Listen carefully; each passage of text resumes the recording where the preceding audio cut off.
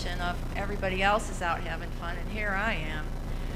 If I pick up the phone and call one friend or somebody else who I know is single, the minute I start talking on the phone with them and then get off the phone, I feel 100 times better. Just getting out of myself is a good way. I think what I'm trying to say to us this morning is that as Christians, we have a responsibility and maybe an opportunity to lead lives where we are the actors in our lives, as opposed to the reactors to things that are happening in our lives. Every time that someone would come to Jesus with a question and want him to tell them exactly how they should live, what did he do? 9 times out of 10, he turned it around and asked them a question back. I'm not going to tell you how to live. I want you to follow me and figure out what it is that I want you to live. It's not an immediate right or wrong, black or white, this way or that way. It's a lifetime of making decisions where our lives will point to something beyond ourselves. Being a Christian is reflecting on our lives. Why did I do that? There's a really great spiritual practice called examen or examine of conscience, and it's a spiritual discipline, a spiritual practice, if you will, a way for us to deepen our relationship with God, and it's done at the end of the day. I imagine that most of you pray at the end of the night before you go to bed or while you're having your meal or sometime. And what this practice is we look at the day that we just had. We look at the day we just had and we ask ourselves a couple questions. And I think it's always important to look at the positives as well as the things we didn't do so well. So I like to say, what did I do well today? I like to start with the good, be encouraged. What did I do well today? And think about that and look at some things that I did well.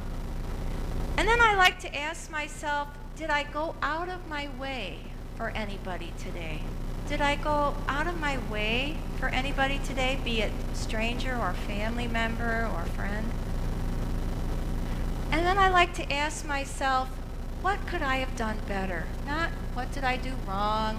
What could I have done better?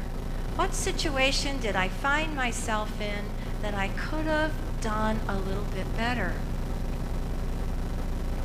If we look at the little vignettes I've just given you, if I'm that mother in the grocery store, I would ask myself, what's driving this feeling that I'm having of being embarrassed with my child? Maybe I'm feeling guilty.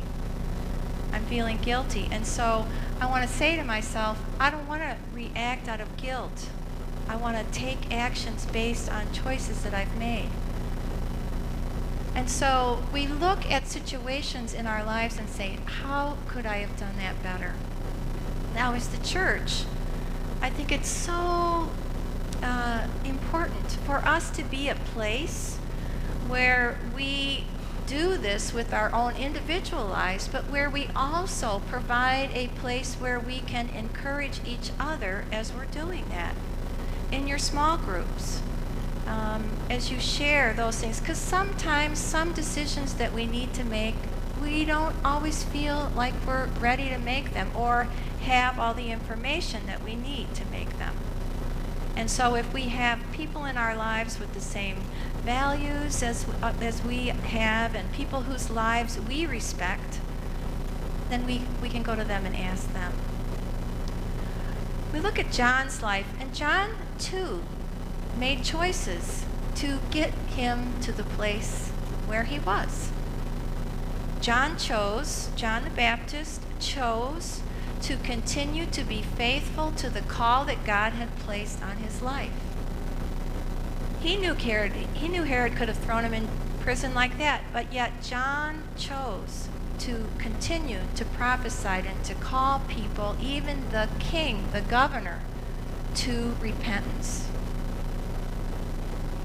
And so John's life, throughout, when we read it in the scriptures, his life points to Jesus, right? He continues and says, "One is coming, whose sandals I am unfit to tie." And his life continues to point to Jesus. And even John's death points to Jesus. Think about the story that I just read and what happened with John the Baptist's death. He was sent before a Roman governor, someone who had power to provide him with life or death. Think about Jesus. When Jesus came before Pontius Pilate, Pilate had the power to set Jesus free or to have him crucified. And we even read in scriptures that Pilate didn't want to do it, remember? He said to the Jews, "Who else can I give you?"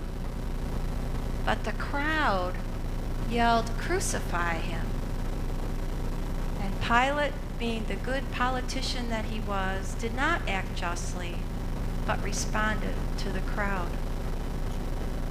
And so Jesus, if we think about Jesus' life and how his life points us to God, I want to say to us as Christians this morning, when we're intentional about the decisions that we make, we're saying to ourselves, do my actions point to Jesus, point to God? Do the things that I do, does my life as a Christian look any different from people who are not Christians? How do the decisions that I make impact the people in my life? It's never too late to change our mind.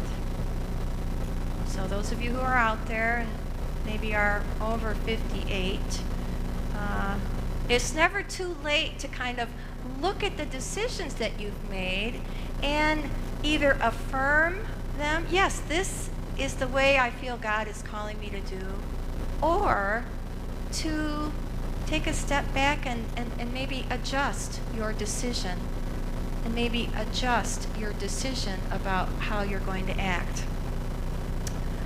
I applaud, even though it took way too long, the South Carolina government for bringing down the Confederate flag. It was way, way, way overdue. And I lift this up as an example of the fact that it is never too late to do the right thing. I'm born and bred in the North, but my history books tell me that the Confederate flag stands for racism and a way of life that comes on the back and the lives of other people. And as a Christian, I'm not for that. I'm not for that. I think it says a lot. When I was in the last town where I was out walking Mac and walked by this house, and the garage door was up, and I caught a glimpse inside the garage of the Confederate flag hanging on the wall. And as I got closer, the garage door just kind of closed like that. If you aren't ashamed of it, it's never too late to do the right thing. How many people? It's a shame that 9 people had to lose their lives for it to get to this point. But we can always change our mind. And decisions that we make do impact other people. Especially our young people, right? They are watching us. They are watching us. Are we giving them a life of faith that they want to emulate? Do our lives give them something that they can say, wow, you know, I want to live like that? Are we encouraging them? Are we supporting them? Are we doing that for each other? There's a quote that evil triumphs when good men do nothing. And so I want to say to us as Christians this morning that we live in a time when racism has reared its ugly head again. And I think that it's important for us to be people of faith who say no to those kinds of things and let's take a step back when someone wants to engage us in that kind of discussion. So live a life of reflection. You don't have to do it perfectly. God knows. I'm happy if I get it right like 60% of the time, you know? But here's the great thing is you only have to do it a day at a time, and you can go back and look over your day and make your adjustments and then try it again the next day, right? And we do our best. We do our best. It's not about being perfect. It's about trying and attempting. We do our best and we leave the rest to God. So we do our best and we leave the rest to God, because God is the one that can handle all things, is able to do all things, and help us to be the people that God needs and wants us to be in this day and in this time.